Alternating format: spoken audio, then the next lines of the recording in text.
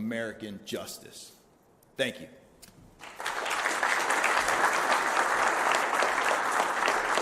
Thank you. Thank you. I want to welcome everyone here to the State Department. I wish it was on a happier occasion, although we do have things to celebrate in terms of Americans that have been returned, but also we remember those who have not returned. I want to open, first of all, just by stating the obvious. The United States is currently engaged in an operation targeting one of the world's leading hostage taker, the world's leading sponsor of terrorism, the regime in Iran.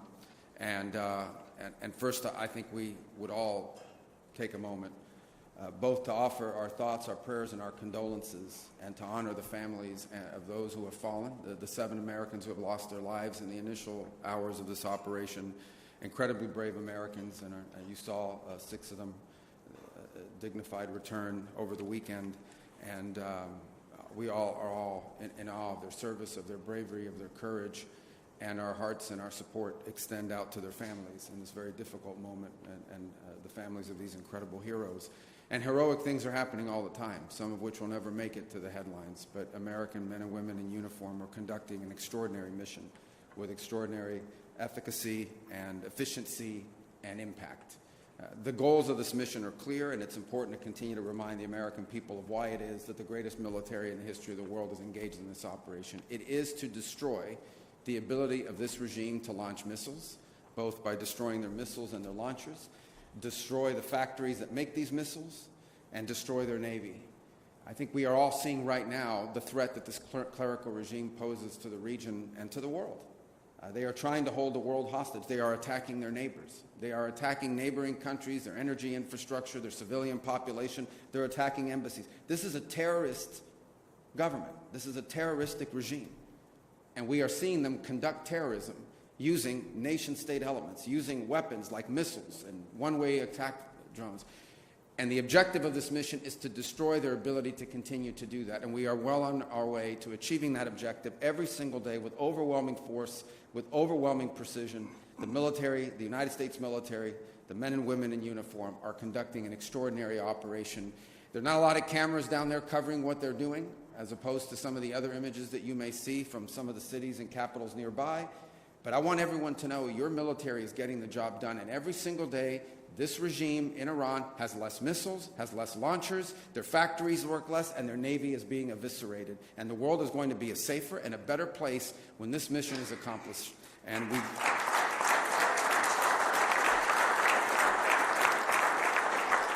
Now, we are here today, obviously, on something that touches right on Iran, but I think, unfortunately, it's not just limited to Iran. And we're here on the 3rd U.S. Hostage and Wrongful Detainee Day, and it's a day that exists because families and loved ones refuse to let their loved ones be forgotten. We have this day to celebrate those who return, to honor those who perished in captivity, and commit to returning those who are still in detention and holding also the perpetrators of this accountable. Last year marked 10 years of what they call SPIHA and the Hostage Recovery Fusion Cell. These were entities that were created with a specific mission of bringing Americans who were unjustly detained, bringing them home. And because of this mission, because the heart of this mission really can be captured in one word, and that one word is homecoming, reuniting people to their loved ones. 4 years ago, 50-plus families in the Bring Our Families Home campaign created the flag that flies here today. It's a symbol of solidarity. It's a symbol of resolve. It's flown in honor of Americans brought home over the past 3 years and the Americans yet to be brought home to their families. And many of the families and of the returnees and the advocates who made those moments possible are with us here today. And we want to thank you for your advocacy, for never allowing us or anyone to forget of those Americans that are unjustly detained. And we're especially grateful to those who themselves were detained. You know, it would be perfectly understandable if you decided, I'm back home, I'm going to go on with the rest of my life. Your willingness to step forward, to tell your stories, and to ensure that other Americans who are similarly situated to the way where you once were are not forgotten. We're truly grateful. Your persistence, your courage, your love for your family members continues to drive this effort in days like today.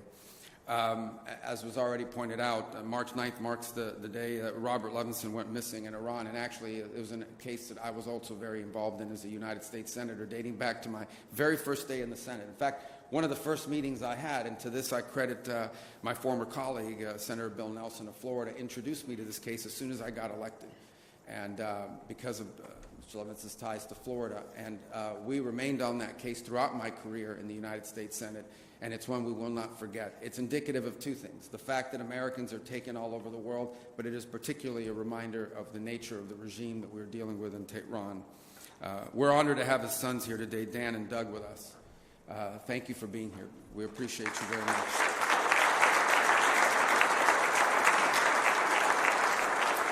And so today, in recognition of their extraordinary dedication, and really everyone's here, but in particular, we've dedicated the flag flown here today to the Levinson family.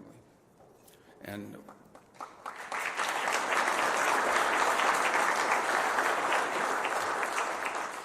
I think it's also important to give President Donald Trump a tremendous amount of credit. He has made, from the very first day in office, the return of Americans held abroad unjustly a priority of his administration. And since his inauguration, a little over a year ago, over 100 Americans have been brought home.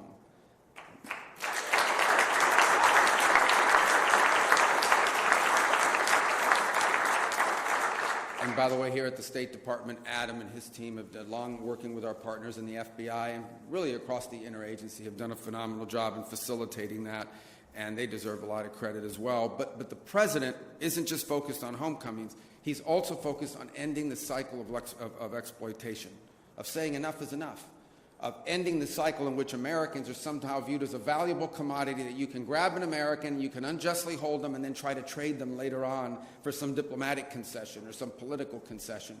We have to end that cycle. We have to make sure that Americans are no longer viewed as targets of opportunity around the world, and people and nation states and terroristic regimes like the one in Iran know that there are consequences for doing that.